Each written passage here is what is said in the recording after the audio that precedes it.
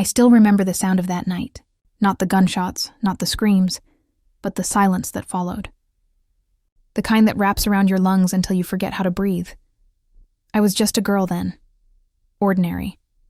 The kind of woman who took the same late bus home, counted her tips twice, and pretended the city lights meant something more than loneliness.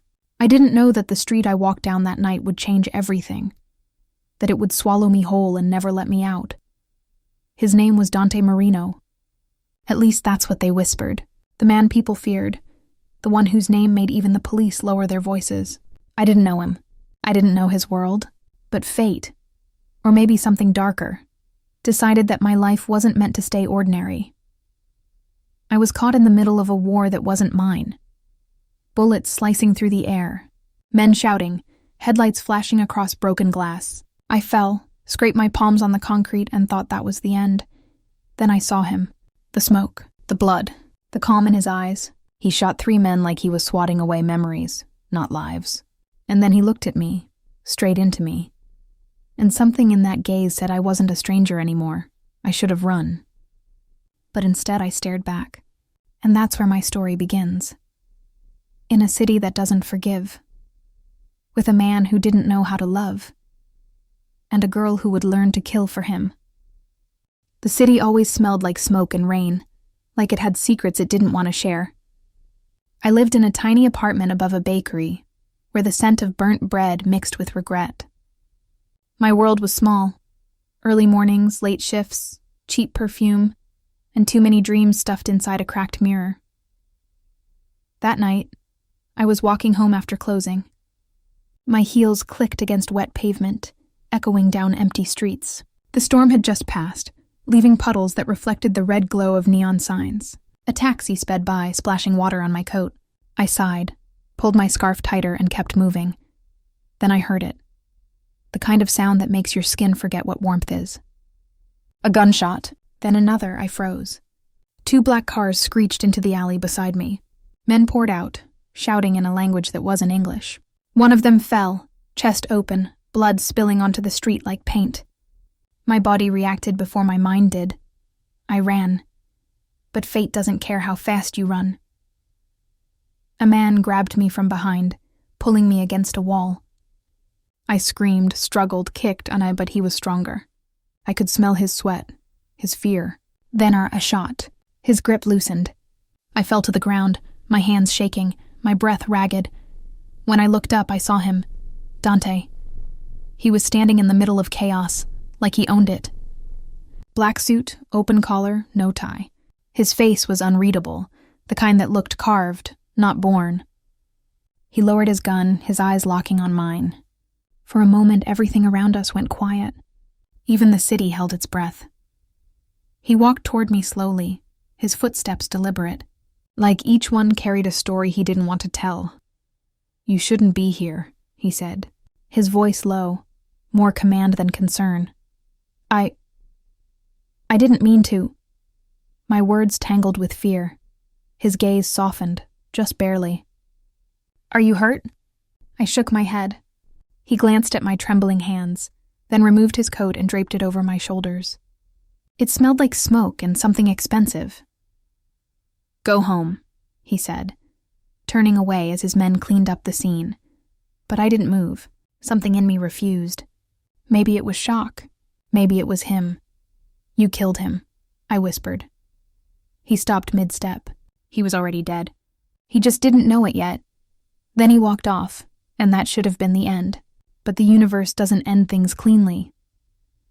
That night, I found his coat still around me when I got home. I sat on my bed, staring at it, tracing the bullet hole near the pocket. I should have thrown it away. Instead, I held it close. Days passed, but the city kept whispering his name. Dante Marino, the man who saved me, the man who ruled half the city's underworld, the man everyone feared, and maybe the man I couldn't stop thinking about. 3 days later, he came back. I was at the diner wiping tables when the bell above the door rang. I looked up, and there he was, standing by the window, the same calm chaos in his eyes. "Coffee," he said, sitting down. My hands trembled as I poured it. "You shouldn't be here," I muttered, echoing his words from that night. He smirked slightly. "You're brave to say that to me." "I'm stupid," I replied before I could stop myself. He looked up. Really looked. The kind of stare that makes your skin feel like it's remembering something it never experienced.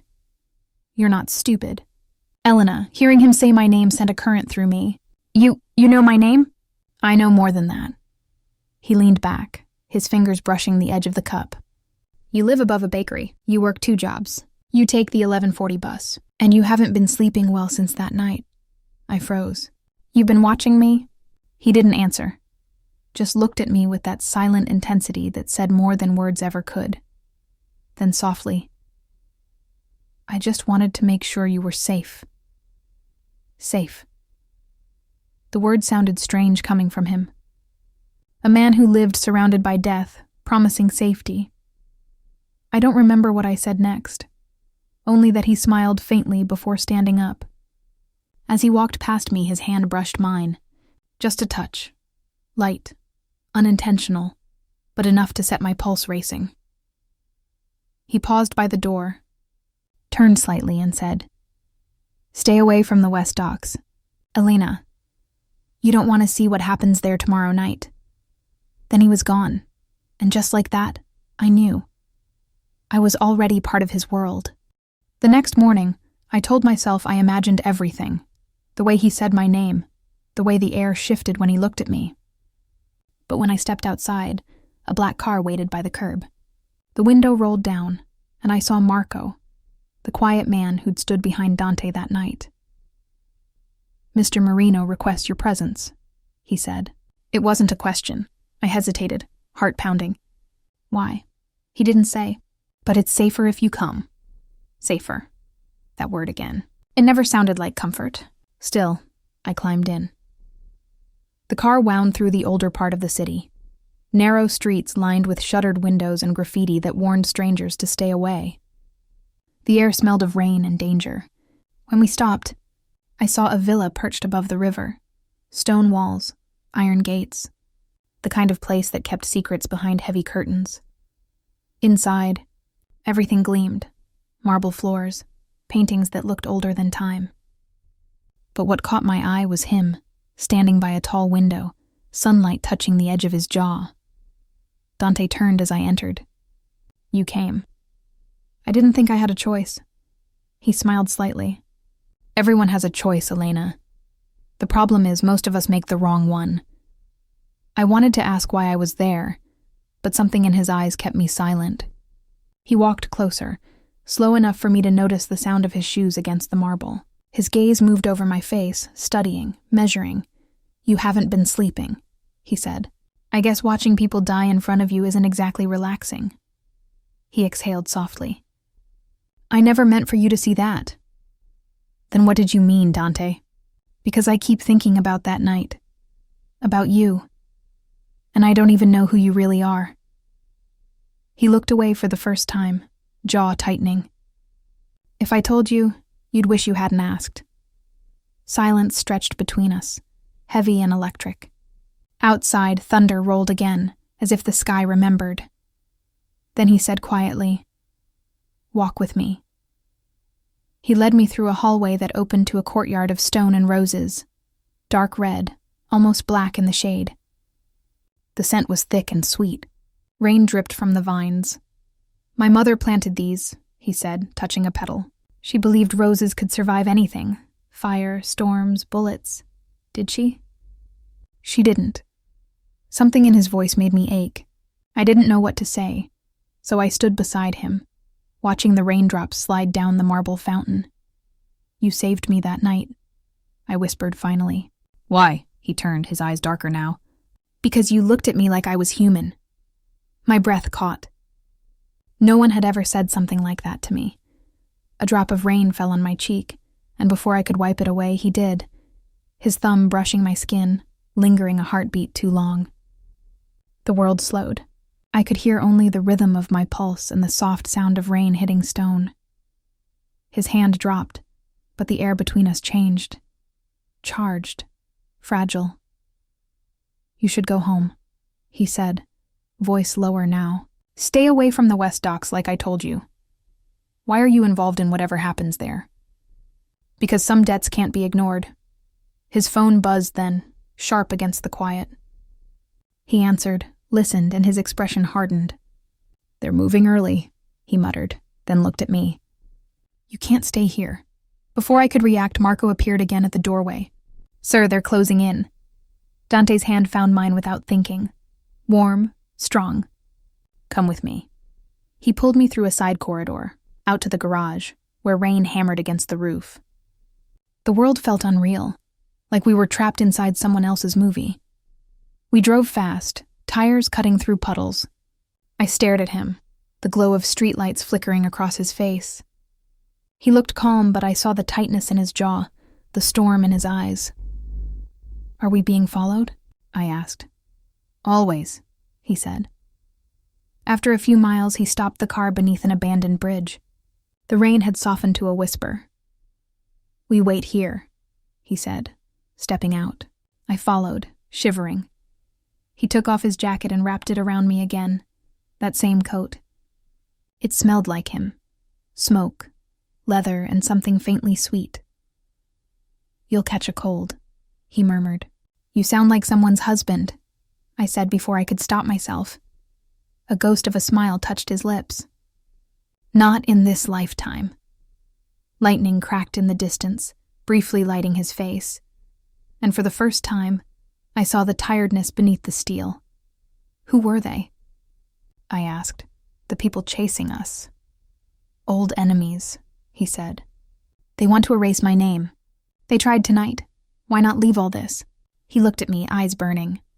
Because the moment you try to leave, they kill what you love most. I didn't know if he meant a person or a dream, but I understood the loneliness in it. Without thinking, I reached out and touched his hand. He didn't pull away. Instead, his fingers tightened around mine, quiet, steady, like a promise neither of us could name. For a long moment we stood there, watching the rain blur the city lights. Then he turned toward me, closer than before, his breath warm against my forehead. Thank you, he said softly. For what? For reminding me I'm still alive. He leaned in and pressed his lips to my forehead. Gentle, fleeting, but enough to break something open inside me. When he pulled back, our eyes met close enough that the air felt thin. I could taste rain, fear, and something sweeter. Then his phone rang again, shattering the moment. He stepped back, voice clipped. It's time. They're here. Before I could ask who, headlights flooded the bridge. Black SUVs surrounded us, engines growling. Dante drew his gun. Stay behind me. I should have been terrified, and I was. But another feeling rose stronger. I didn't want to lose him. Shots cracked through the night. I ducked, clutching the jacket around me. The world became flashes of light and sound. When it was over, 3 men lay motionless on the ground. Dante turned, blood splattered on his sleeve. You okay? I nodded, shaking. He reached me in 2 strides and pulled me into his arms. I didn't fight it. His heart pounded against mine. His breath was harsh near my ear. It's over, he whispered. You're safe. I believed him, even though I knew safety didn't exist in his world. When he finally let go, his hands lingered at my waist. Our eyes met again, rain falling around us like applause for something neither of us understood. That was the night I realized danger had a heartbeat, and it sounded exactly like his. The smell of rain still clung to me when Dante drove us back. Neither of us spoke. The engine filled the silence like a heartbeat that wouldn't calm down. Streetlights flashed across his face, half light, half shadow, like 2 men lived inside him and couldn't agree which one I was sitting beside. When we reached the villa, Marco disappeared to deal with the mess, and Dante told me to rest. I should have gone straight to bed, but sleep felt impossible. My hands wouldn't stop shaking. Every blink replayed the flashes of gunfire, the weight of his arms around me. I wandered through the halls until I found the study door half open. Inside, Dante stood over a desk scattered with photographs. The only light came from a single lamp. His shoulders looked heavier than before. Can't sleep either? I asked. He didn't turn right away. I don't sleep much at all. I stepped closer and saw what he was staring at. A black and white picture of two boys, maybe 10 and 12, smiling beside a fishing boat. One of them was Dante. The other looked almost identical. Your brother? He nodded once. Luca. He died 6 years ago. I'm sorry. He was the good one, Dante said quietly. He wanted out. I kept him in. The way he said it, flat, factual, hurt more than any confession could. He traced a thumb over the photo's edge. He trusted someone he shouldn't have. A friend sold him out to the police, and the Rossettis finished the job before I could stop it. His jaw tightened. That's why I can't leave, Elena. If I do, everything he bled for means nothing. I wanted to say vengeance isn't meaning, but the words caught. I knew grief. It doesn't listen to reason. Instead, I reached for the picture and set it gently back on the table. He'd still want you to live. He finally looked at me then, really looked, and something in his eyes softened. You talk like you know what he'd want. I talk like someone who's lost family too. He exhaled, almost a laugh, almost a sigh. Then you understand. Silence again. Outside, thunder rolled across the river. I moved toward the window. The city's quieter when it rains. That's when it's most dangerous, he said, coming to stand beside me. People think storms hide their sins. His reflection hovered beside mine in the glass. For a moment, neither of us moved. Then he said, You shouldn't be part of this, Elena. I already am. He turned to face me, close enough that I could smell smoke and rain on his skin. That's exactly what scares me. His hand brushed a strand of hair from my cheek, slow, hesitant, as if asking permission from both of us. My heart stumbled. I didn't move away. I can handle being scared, I whispered. The faintest smile touched his lips before he leaned in, pressing a quiet kiss to my forehead. It wasn't about desire. It was about safety, the kind you forget exists. When he stepped back, his voice dropped to a whisper. Get some sleep. Tomorrow will be worse. Morning arrived gray and heavy. I woke to voices downstairs, urgent, clipped. Marco arguing, another man shouting. When I reached the landing, Dante was already dressed, gun at his hip. What's happening? I asked. The Rossettis moved early. Someone on our side talked. A chill ran through me. You think it's Marco? He shook his head. He's loud, not stupid. I'll find out who. I followed him to the courtyard, ignoring the protests. You can't just go back into that war. I have to. Then let me come. He stopped, half amused, half angry. You think this is a movie? You'll get killed. I was almost killed already. You said yourself I'm part of this now. He stared at me for a long moment. Then he reached into the car, pulled out a small pistol and placed it carefully in my hands. If you're coming, you learn to defend yourself. No heroics, no questions. The metal felt cold, heavier than I expected. I nodded, pretending I wasn't terrified. We drove through the industrial district, warehouses looming like sleeping beasts. Dante parked behind an old factory and scanned the area. Stay close. Inside, echoes bounced off steel walls. A group of men waited near the center. I recognized one of them from the diner, a customer who always tipped too well. His eyes met mine, and guilt flashed before fear took over. You, Dante said, voice low. You sold us out. The man tried to speak, but Marco's hand clamped his shoulder. A single shot rang out. The echo lasted longer than the life it ended. I flinched. Dante holstered the gun and turned to me.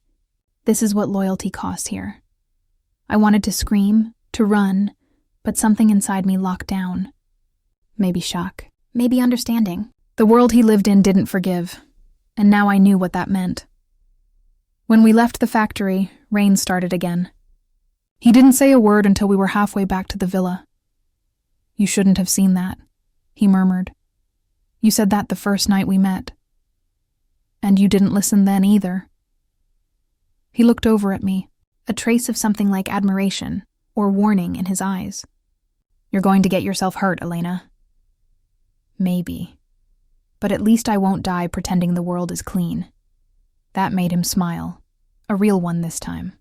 Small, tired, genuine. You sound like Luca. I reached across the seat, fingers brushing his. He didn't pull away. The touch said everything neither of us dared to speak. That night, I dreamed of two brothers and a river full of roses. One floated away, the other sank trying to save him. When I woke, Dante was gone again, chasing ghosts. I sat by the window, watching dawn creep across the city. My reflection looked different, harder, older. Maybe the darkness was catching up, or maybe I was just beginning to see clearly. The past never dies here. It waits, it whispers, and every time I looked at Dante Marino, I could feel it breathing between us. The days after the warehouse killing passed like storms behind glass, loud, violent, and close enough to feel in your bones. Dante was gone more often than not. Each time he left, Marco would hover around me like a shadow, pretending it was for protection. But I knew it was surveillance too. One evening, I wandered into the garden. The rain had finally stopped, and the marble angels that lined the path looked cleaner, sadder somehow. I found Rosa, the housekeeper, cutting thorns from a rose bush. They always grow back, she said when she noticed me watching. No matter how deep you cut, I smiled faintly. You sound like you're talking about someone. Maybe I am. She clipped another thorn. The men in this house, they all bleed the same way. For family, for loyalty, for ghosts. Before I could ask more, a car engine echoed through the gate. Dante stepped out, covered in road dust and exhaustion. He'd been gone 3 days. His white shirt was stained at the collar, his hands wrapped in bandages. Dante, I'm fine, he interrupted, but his voice was shredded. Just a meeting that turned bad. Later that night, I found him sitting on the villa's balcony, overlooking the dark hills. The air smelled of wet soil and tobacco. Marco told me you went after the Rossettis again, I said. He didn't deny it. They've been taking shipments that were meant for us. We couldn't let that slide. And the bandages? A reminder.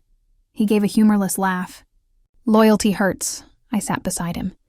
You talk about loyalty like it's sacred. But all I see is blood. He looked at me, eyes reflecting the faint glow of the city below. That's because you still think loyalty is clean. It's not. It's choosing the knife before it's turned on you. I didn't answer. The silence between us felt alive, pulsing with everything unsaid. Then quietly, I asked, what if you had a choice to leave it all behind? He leaned back, expression unreadable. Then I'd lose what makes me who I am.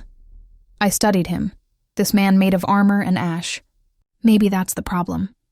For a long moment, neither of us spoke. Then almost absently, he reached for my hand. His palm was rough, warm, trembling slightly. It wasn't romantic. It was human. Two people holding on to what little softness was left. The next morning, Dante summoned everyone to the dining hall. Someone inside leaked intel about our shipment routes, he said. His tone was calm, but the room felt colder than winter. Until I find who it is, no one leaves the villa. A murmur swept through the men. I caught Marco's eye. He looked worried. After the meeting, Dante asked me to help him with paperwork in his office. As I handed him a folder, I noticed a small silver ring on his desk, a crest carved into it. That's not yours, I said. No, he replied. It was my father's. He wore it when he died. I keep it as a reminder. Of what? That loyalty has a price. His words carried an exhaustion that went deeper than sleep could fix. Later that day, while bringing him coffee, I overheard part of a conversation through the half-open door. Marco's voice, urgent. She's not one of us, Dante. You're letting her too close. I trust her. That's exactly why I'm worried. The door creaked. I froze. Dante's voice hardened. Leave her out of this, Marco. That's an order. When I stepped inside a few moments later, the room was empty except for Dante's shadow on the wall. That night, I couldn't sleep. I walked past the study again and found Dante writing something, his handwriting sharp, deliberate. What are you doing? Preparing, he said. For the meeting tomorrow. Another meeting? Not like before. This one decides who controls the city. I hesitated, then whispered, and if you lose? He looked up, eyes dark as storm water. Then none of this will matter anymore. The next morning came pale and windless. The sky felt stretched too thin, like the world itself was holding its breath. Dante left early, dressed in a black suit that looked like it could bury both elegance and violence at once. "Stay inside," he told me. "No matter what you hear. I can help. You already are."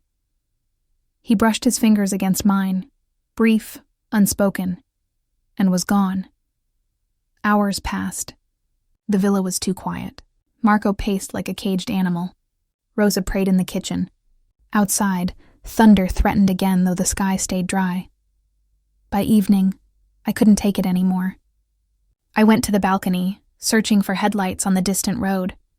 When the gate finally opened, Dante's car pulled in fast, tires screaming against gravel. He stumbled out, blood on his sleeve, eyes wild. I ran down. "Dante!" He caught my arms before I could touch him. Don't ask questions. Just listen." He handed me a folded envelope. "If anything happens to me, give this to a man named Father Miguel in the old quarter. Promise me. Stop it. You're scaring me. Promise me, Elena. I promise." Sirens echoed faintly in the distance. Dante turned toward the sound, jaw tightening. It's not over. They knew we were coming. Someone inside. Again. Then, from the shadows near the garage, Marco appeared, gun in hand. "Put it down, Dante." The world froze. Dante's voice dropped to a dangerous calm. "You?"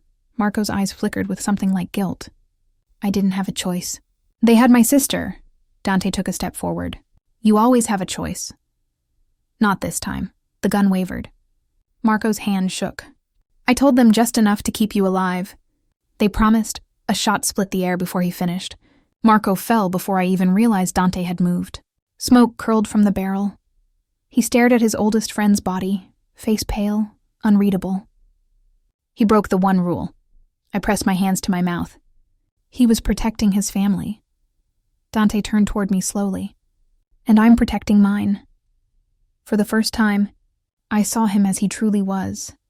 Not the man who saved me, not the broken boy in old photographs, but the heir to a kingdom built on silence and fear. He sank to his knees beside Marco, touched his shoulder once, then stood. "Get inside, Elena, now!" I followed, numb. When he finally came in hours later, dawn was creeping over the hills. He sat in the chair opposite me, face hollow. "I didn't want this," he said quietly. "Any of it. But you keep choosing it," I whispered. He nodded. "Because it's all I know." I leaned forward, voice shaking. "Then learn something else." "With me," he looked up. Something flickered. Hope, maybe, or disbelief. "You'd stay after this?" "I already have." For a moment, the world shrank to just us. The faint light, the blood drying on his cuffs, the silence that finally broke when he whispered, "You should hate me." "I don't." He exhaled a laugh that sounded more like surrender. "Then you're more dangerous than anyone I've ever met." He reached out and pulled me close, his forehead against mine, both of us shaking for reasons we didn't name. No promises, no forgiveness, just survival and the strange comfort of being seen, even in the dark. Outside, the first sunbeam cut through the clouds, striking the marble angels in the garden. Their faces looked newer somehow, washed clean by everything we could never undo. The house of glass hadn't shattered yet, but cracks were spreading fast, and both of us knew it was only a matter of time before everything broke. The morning after Marco's death, the villa felt like a tomb. Every sound echoed longer than it should have, like the walls themselves were grieving. Rosa didn't speak. The men avoided Dante's eyes. And me? I couldn't stop hearing the gunshot. It played in my head again and again.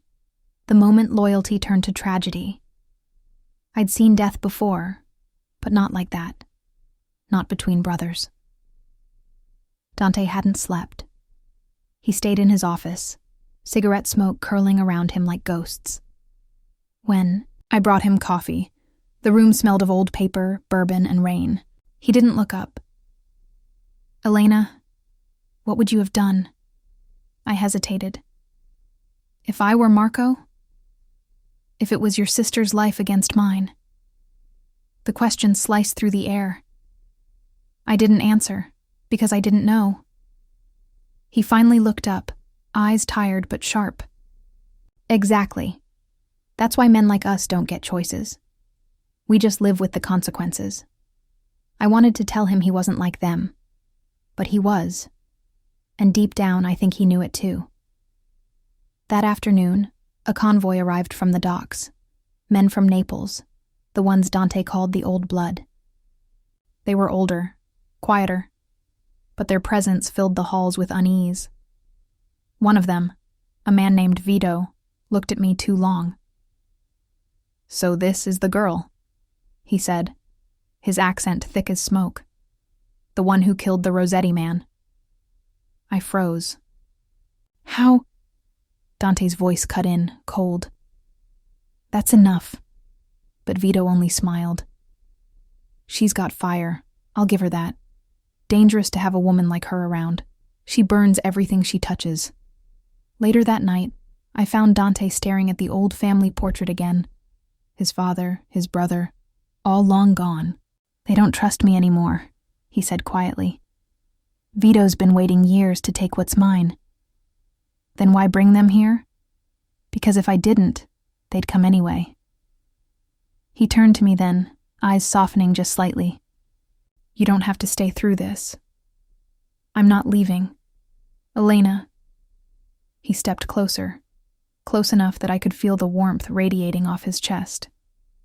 "I don't want your blood on my hands, too." "You already have it," I whispered. He flinched just once.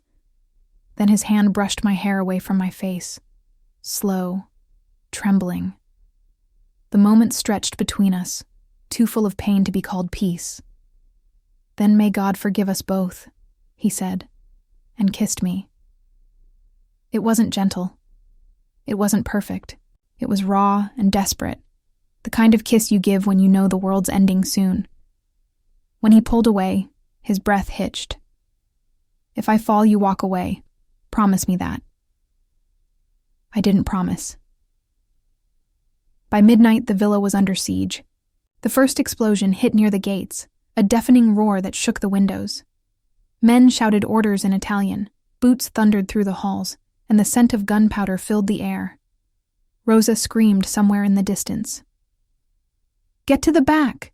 Dante yelled, grabbing my wrist. We ran through smoke-filled corridors, his hand firm around mine.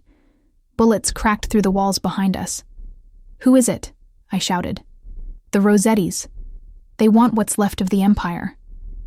He shoved open a hidden door behind the wine cellar. A tunnel, narrow and dark. "Go." I stopped. "What about you?" "I'll hold them off." "No." I grabbed his jacket. "You can't fight them alone." He smiled faintly, blood on his lip. "I've been doing that my whole life." Then he kissed my forehead, soft this time, almost peaceful. "If I don't make it, don't." He gave me the faintest smile. "You sound just like me." I hesitated, then stepped into the tunnel, heart pounding. The walls dripped with moisture, the sound of chaos fading behind me. But halfway through, I stopped again. I couldn't leave him. Turning back, I ran, barefoot, breath ragged, through the corridor that smelled of gunpowder and betrayal. When I reached the hall, the fight was almost over. Bodies on the floor, smoke. Silence broken only by the echo of dripping blood. And Dante, standing over Vito, gun shaking in his hand. "Don't do it," I whispered. Vito spat blood. "She's changed you, Dante. Made you weak." Dante's jaw tightened. "No, she reminded me what it's like to feel." Then he lowered the gun. That's when Vito pulled his knife. Everything happened in one breath. Vito lunged. Dante turned, and I moved before I could think. The blade cut across my side as I pushed Dante back. He fired once, twice. Then silence. Vito fell, eyes open, lifeless. Dante caught me before I hit the ground. "Elena, I'm fine," I gasped, though the world was spinning. His hands pressed against the wound, frantic. "You shouldn't have come back." "I told you." I whispered, forcing a smile through the pain. I don't leave. Sirens wailed in the distance again. The sound grew louder, closer. Dante lifted me in his arms, voice breaking. Hold on, please. The last thing I remember before everything went dark was his face above mine, eyes full of the same fear he used to hide behind anger. And then, nothing. When I woke, the world smelled of antiseptic and dust. The ceiling was cracked. My side burned. Easy, a voice said. I turned my head. Dante was there, bruised, exhausted, but alive. You made it, I murmured. So did you. I tried to sit up. The villa? Gone. Burned down. But the war's over. For now. Outside the small window, dawn was rising again. Another pale, fragile morning after chaos. Dante took my hand, his thumb tracing the veins beneath my skin. You saved my life, he said softly. You've saved mine more times than I can count. He smiled, the kind that never reached his eyes. Maybe that's the curse. We keep saving each other just to keep bleeding together. For a long moment, we just sat there in silence, watching light break through the fog. Somewhere outside, the city moved on, unaware that its empire had fallen. But for us, the war wasn't over. It had only changed shape. Because in the end, love and survival were never opposites. They were the same sin, just told from two sides of the same gun. The safe house lay on the edge of the city, half hidden behind an abandoned rail yard. No marble, no guards, no roses. Just cracked walls and a single lamp that hummed like an insect.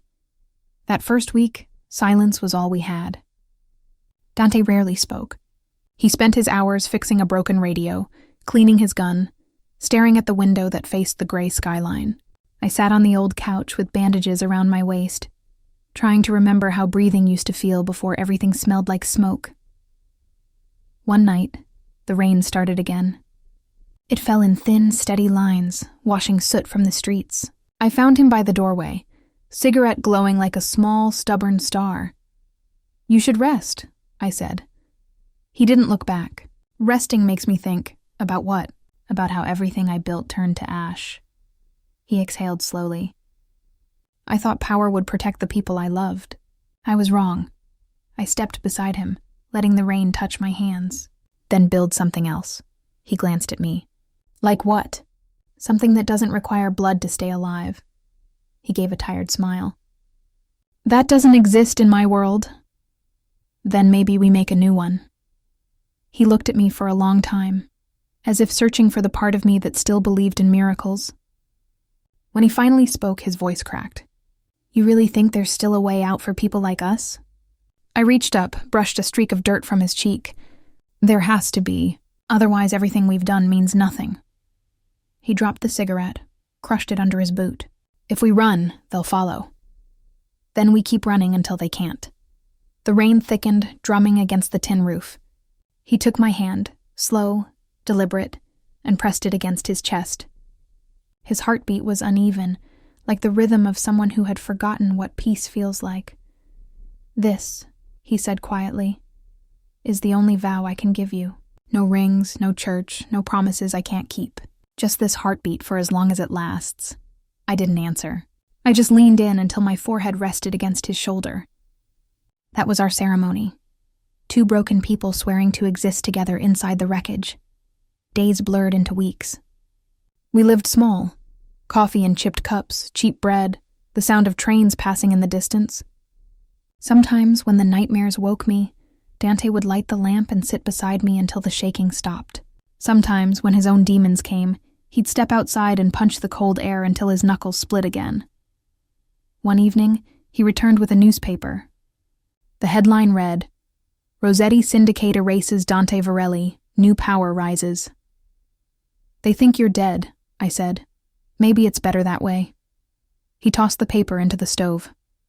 The flames caught fast, curling the edges like wings. Watching the print disappear, I asked, Does it hurt, letting the world forget you? He hesitated. not as much as remembering it. For a while, neither of us spoke. The only sound was fire breathing through ink. Then I told him something I hadn't told anyone. When I was 15, I wanted to leave this city. I thought if I could just get far enough away, I'd stop being scared. Did it work? He asked. I never left. He smiled softly. Maybe fear isn't something you run from. Maybe it's something you carry until it stops weighing you down. His words stayed with me that night. Maybe we were both still carrying too much.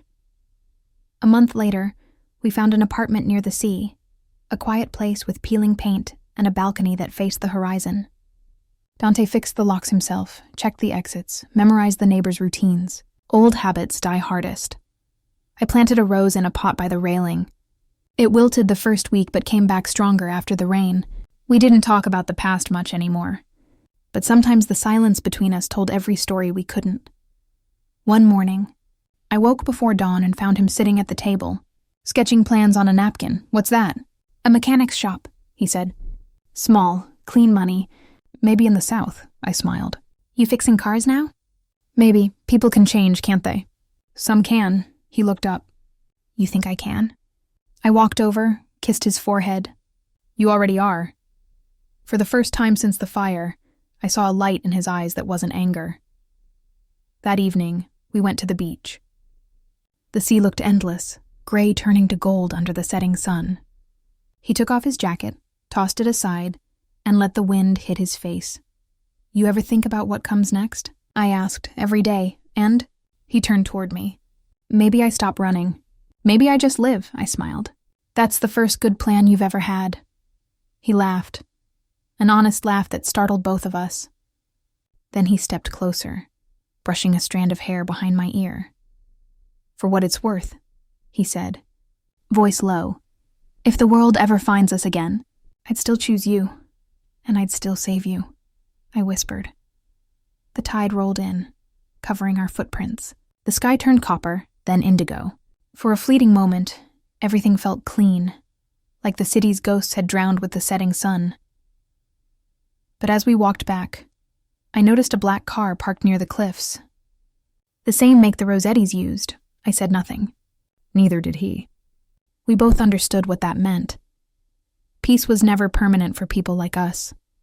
But love was the only rebellion we still had left. The black car never moved that night. It sat by the cliffs like a shadow that refused to fade. Dante watched it from the balcony until dawn, cigarette burning down to his fingers. When the sun rose, the car was gone, but the feeling it left behind wasn't. Something in him shifted after that morning. He stopped talking about the shop, stopped fixing things. The silence returned, heavier this time, filled with ghosts that wouldn't stay buried. I tried to pretend we were normal. I bought coffee from the corner store, left the radio on, made breakfast we barely ate. But every knock at the door made my heart race. Every phone ring sounded like a warning. One afternoon I caught him packing a small bag. What are you doing? Checking exits, he said. You already checked them. Then I'm checking again. His tone was calm, but the tremor in his hands betrayed him. I walked closer, touched his wrist. Dante talked to me. He looked up, eyes glassy. They found Vito's body last week. Rossetti's cousin is looking for revenge. He won't stop until he burns everything I ever touched. Then we leave tonight. He shook his head. Running worked once. It won't twice. So what, you wait for them to find us? His voice broke. If I go back, maybe they'll leave you alone. No, I said, louder than I meant. I didn't come this far just to lose you to guilt.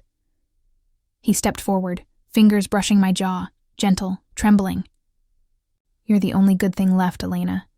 If they take you, they take the last reason I have to keep breathing. I felt tears sting, but I didn't look away. Then don't give them that chance. That night, the sea was restless. Waves crashed against the rocks, each one louder than the last. We sat on the balcony in silence, waiting for something neither of us could name. Around midnight, headlights cut through the fog. The same black car. Closer now. Dante stood, gun already in his hand. Stay inside. Not again, I said, standing too. He gave me one look, the same one he'd given before every storm. "Please." I didn't move. 3 men stepped out of the car, suits sharp as knives. The leader, a tall man with gray hair, called out in a voice that carried easily through the wind.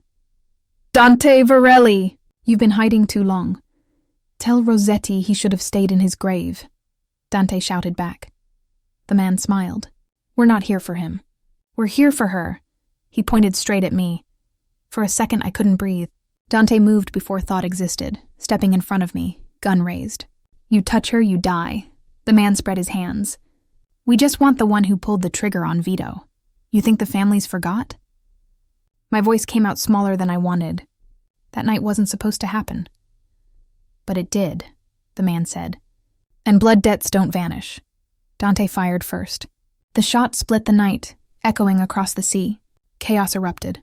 Men shouting, glass shattering, tires screeching against stone. He pushed me back through the doorway. "Get down!" Bullets tore through the walls, plaster exploding around us. I crawled toward the kitchen, grabbed the small pistol he kept in the drawer. My hands shook, but I aimed at the window where shadows moved. 2 shots, 1 scream, silence. When the smoke cleared, the car was gone, taillights disappearing into the mist. Dante was bleeding from his shoulder, breath ragged. I tore the sleeve of my shirt and pressed it against the wound. "You're hit." "I've had worse," he muttered, grimacing. I pressed harder. "We need to leave. Now." He didn't argue this time. We packed what we could. Cash, documents, the single photograph of his brother, and fled before dawn. We drove south for hours, the horizon nothing but road and rain. Neither of us spoke until the city lights faded behind us. "Finally," he said quietly, "they weren't supposed to find us." I burned every trail. "Maybe they didn't need one," I said. "Maybe they just waited for the wind to change." He gave a hollow laugh. "You sound like my father." What did he used to say? That the past doesn't chase you. It circles you until you stop moving. He reached over, fingers brushing mine on the gear shift. "Don't stop moving, Elena." I nodded, though exhaustion made everything blur. By the time we reached the countryside, the sky had turned pale blue, the kind that always looks fragile before sunrise. We stopped by an old roadside chapel, half collapsed, ivy crawling up its stone walls. Dante got out, looked at it for a long time. "I used to come to one like this with my mother. She'd light candles for the dead. Do you want to go in?" He shook his head. "The dead already know me." I stepped closer, touched his arm. "Then light one for the living." He hesitated, then took a candle from the rusted holder, lit it, and placed it on the cracked altar. The small flame flickered in the wind, but didn't go out. "For Marco," he murmured. "For my father. For the people I couldn't save." He turned to me. "And for you, if I ever lose you." I reached for his hand, squeezing it tight. "You won't," he smiled faintly. "You always say that right before the storm." Outside, thunder rolled in the distance again. That night we found a motel near the edge of the coast. The neon sign buzzed weakly, casting red light across the room. I sat by the window, watching lightning flicker across the sea. Dante sat on the bed, gun on the nightstand, bandaged shoulder dark with blood. "Do you think it ever ends?" I asked. He looked at me, eyes tired but soft. "No, but maybe it slows down long enough for us to breathe." He reached out his hand. "Come here." I went to him, and he pulled me into his arms, resting his chin on my hair. His heartbeat was steady this time, calmer than I expected. "We'll keep moving," he whispered, "until the past runs out of places to find us." I nodded against his chest.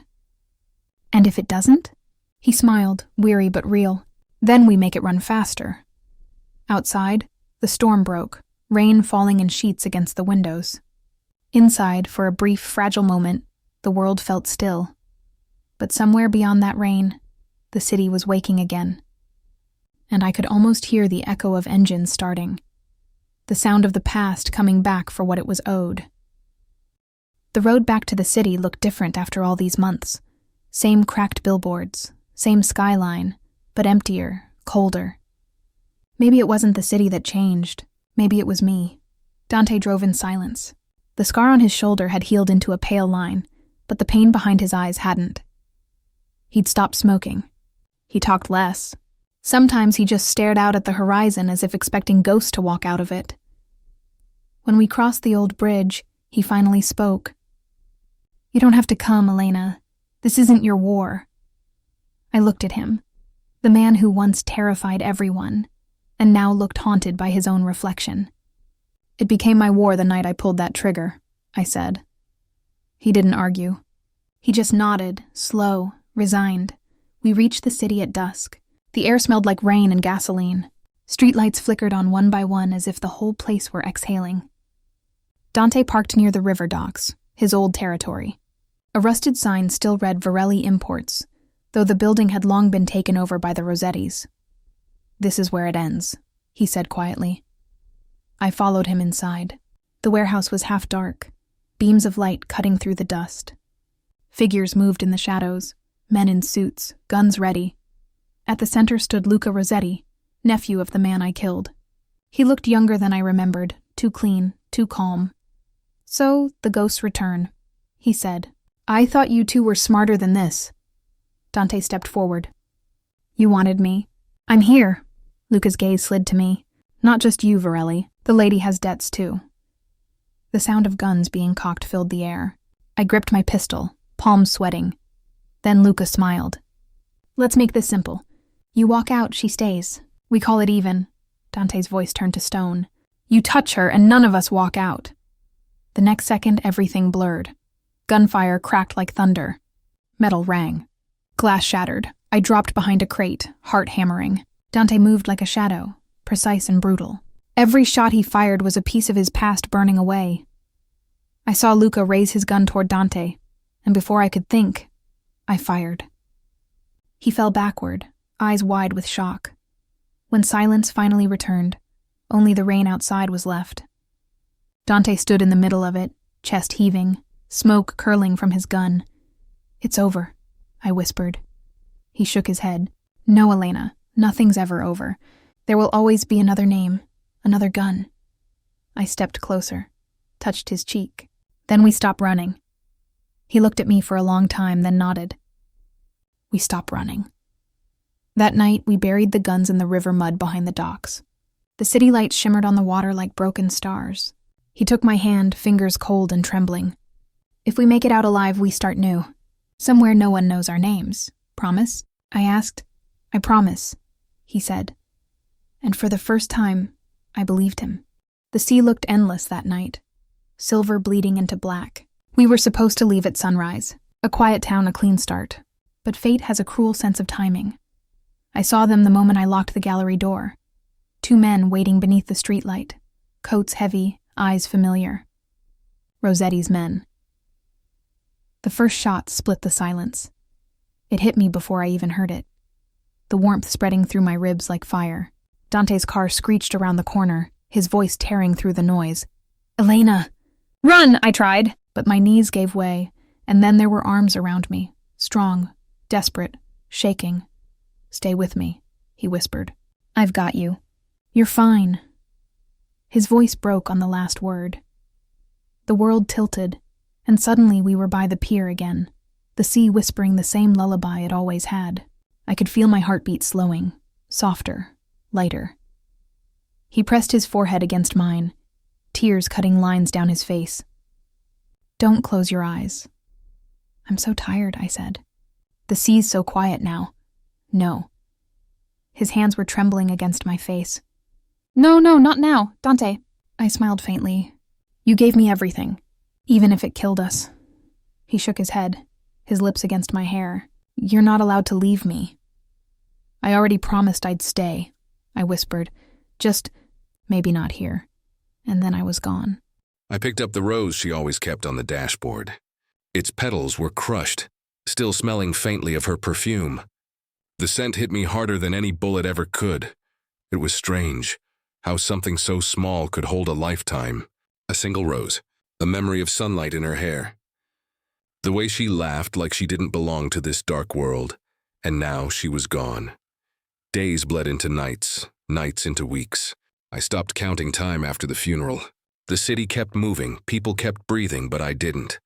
I walked through the mansion like a ghost, through rooms filled with gold and silence. The world I once ruled didn't mean a thing anymore. Power, money, loyalty.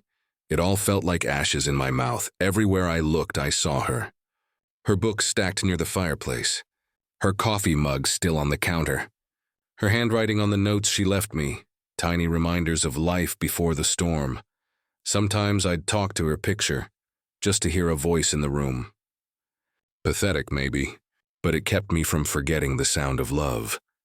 Carlo visited once, but I barely looked at him. He left quietly, placing a cigarette on the table before walking out. She used to hate the smell of smoke. Now it was the only thing that felt real. I became a shadow in my own house. The maids whispered that I'd gone mad. Maybe they were right, because when I looked in the mirror, I didn't see Dante Varelli anymore. I saw a man carved out of regret. One morning, the world shifted again. I found an envelope slipped under the door, no name, no seal, just a single piece of paper folded clean. It was her handwriting at first glance, but older, shakier. Then I realized it wasn't hers. It was from someone I once called blood. She wasn't caught in crossfire, Dante. She was meant to die. They made it look like a hit from the Rossettis. It was us, your family. They said it was the only way to keep the legacy safe. I'm sorry. I didn't move for a long time. Didn't breathe. Didn't think. Just stared at the words until they blurred into nothing. When I finally stood up, the room was quiet again. The clock ticked, distant thunder rolled, and somewhere outside a car passed by. Life was still moving. But mine had stopped a long time ago. I walked to the study, her rose still in my hand, placed it gently on the desk beside an empty glass. Then I opened the drawer. The gun lay there where I'd left it months ago, still cold, still untouched. My reflection stared back in its metal surface. Half man, half ghost. For the first time in forever, I felt something close to purpose. Not peace, not rage, just inevitability. I took a deep breath, closed my eyes and whispered to the silence, "Wait for me, Elena." Then I picked up the gun.